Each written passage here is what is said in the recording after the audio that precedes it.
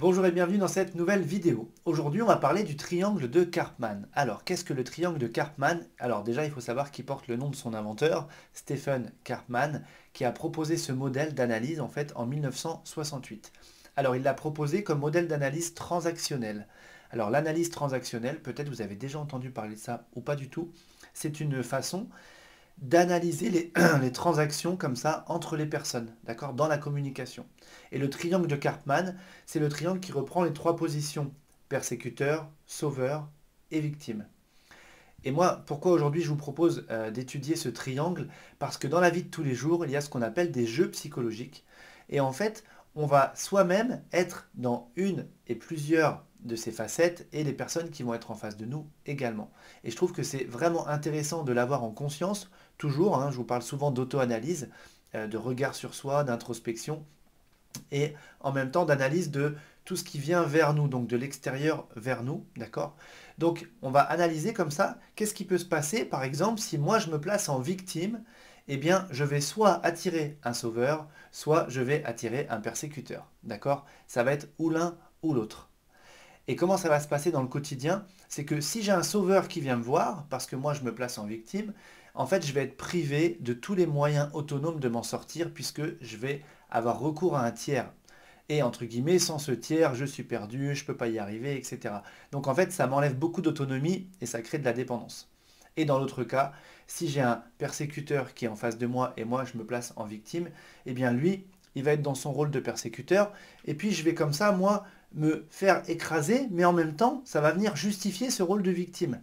Et on voit qu'on tourne comme ça en rond à chaque fois dans ce système-là, parce que dès qu'on est dans un rôle, dans une communication ou à un instant donné, on va vite passer de l'autre côté à chaque fois, d'accord? C'est-à-dire que le persécuteur, par exemple, il a sa victime, on va dire qu'il l'écrase, d'accord? Alors, c'est pas forcément malveillant consciemment, parce que tout ça, ce sont des schémas psychologiques inconscients, parce qu'il y a des désirs, des émotions, des besoins qui ne sont pas exprimés consciemment et qui vont s'exprimer au travers de ces postures-là. Et puis, ben, on développe des habitudes relationnelles. Et il y a des personnes comme ça qui vont souvent, par exemple, être dans la posture de victime, d'autres dans la posture du sauveur et d'autres dans la posture du persécuteur, dans les grandes lignes. Mais le persécuteur, s'il voit que sa victime est un petit peu trop atteinte, il va tout de suite passer en sauveur pour la remonter un petit peu. Mais en fait, vous voyez, c'est un petit peu comme le chat qui joue avec la souris, dès qu'il bouge plus, dès qu'elle bouge plus, il arrête, puis dès qu'elle commence à bouger, il veut l'attraper encore. Et on va tourner comme ça dans les différents rôles. Donc moi, ce que je vous invite à faire, c'est de regarder bah, dans vos transactions de communication, vos transactions relationnelles, eh bien, à quel endroit est-ce que vous vous situez selon les moments, ou bien dans quelle posture on vous place. Mais on ne vous place pas pour rien. Ça veut dire que forcément, il y a, il y a le contraire en face, vous voyez, qui appelle, qui attire. Donc, soyez vigilant à vous, dans quelle posture vous vous mettez et qui en face vous allez attirer comme ça. Et je vous invite justement à aller écouter vos besoins qui sont derrière. Si je me place en victime, eh bien, ça serait peut-être bien que je m'écoute et que je prenne confiance en moi et dans ma capacité à devenir autonome et à transcender les choses. Et comme ça, je ne vais plus avoir besoin ni d'un sauveur pour m'aider ou d'un persécuteur pour justement, entre guillemets, venir justifier ce schéma-là. Si je suis dans la posture du persécuteur, eh bien, ça serait peut-être bien que je me dise, mais finalement, pourquoi est-ce que je veux faire preuve d'autorité comme ça? Pourquoi est-ce que j'ai besoin de diminuer l'autre pour me sentir finalement plus haut? Est-ce que c'est juste? Et comment je pourrais m'y prendre autrement, de manière saine, alignée, bienveillante, pour finalement me respecter moi-même et prendre ma place et avoir place dans mon image, dans ma posture, etc., sans venir écraser l'autre, en fait. C'est-à-dire qu'on va comme ça décorréler les deux, c'est-à-dire que j'ai pas besoin d'écraser l'autre pour finalement savoir qui je suis. Mais rappelez-vous, hein, ce que j'ai dit, c'est que tout ça, c'est avant tout très inconscient. Et on a aussi la posture du sauveur. Et le sauveur, moi je dis toujours, c'est la fausse bonne action en fait, parce que bah, aider l'autre, ça paraît super, sauf que pendant que j'aide quelqu'un, je ne m'aide pas moi-même. Donc si je vois que je suis toujours dans la posture du sauveur à vouloir aider l'autre, ça serait peut-être bien que je me dise, mais finalement, quelle est la partie de moi qui aurait besoin d'être aidée? Et si je tournais cette aide, cette énergie, cette attention vers moi, qu'est-ce qui se passerait de différent finalement? Vous voyez? Donc, je ne veux pas être fataliste avec ce triangle de Karpman, qu'on peut aussi appeler triangle dramatique, d'accord? Le but, c'est toujours d'éveiller notre conscience pour avancer, pour faire mieux, puisqu'on est perfectible. Tant qu'on est dans l'ignorance, bah, c'est comme ça, c'est comme tout ce que je peux vous expliquer, tant qu'on ne le sait pas, on ne le sait pas.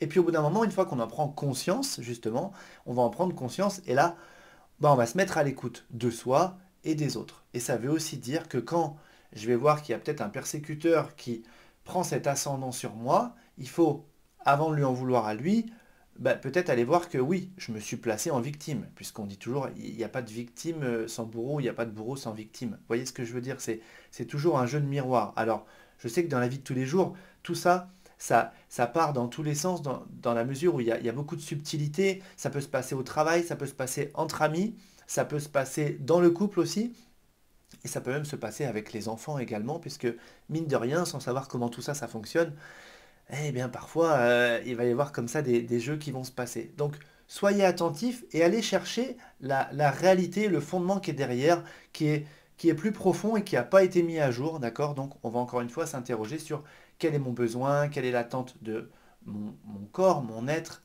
mon système émotionnel, qu'est-ce que j'ai pas mis à jour. Donc, moi, je vous pousse à avoir plus de conscience à la fois sur vous et à la fois sur ce qui vous entoure pour pas vous laisser avoir, puisque même si comme je le dis, c'est souvent inconscient. Il y a aussi des personnes qui ont pris l'habitude d'être dans certains schémas, que ce soit le persécuteur qui est tout le temps, peut-être avec certaines personnes vraiment assez autoritaires et qui va les rabaisser.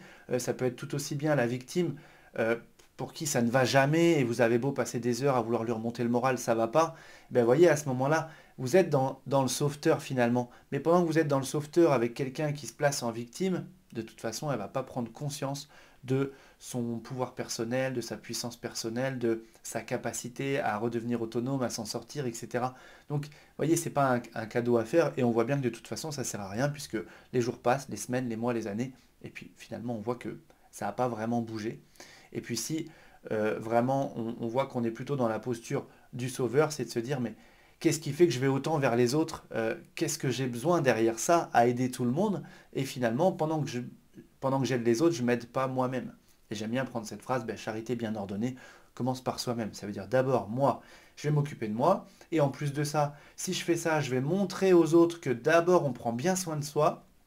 Et franchement, si tout le monde faisait ça, ben, tout le monde irait mieux. Parce qu'à vouloir prendre soin de l'autre, prendre soin de l'autre, prendre soin de l'autre, c'est bien, mais dans un second temps. Alors que dans un premier temps, on a inversé un ordre qui finalement va créer un déséquilibre. Voilà.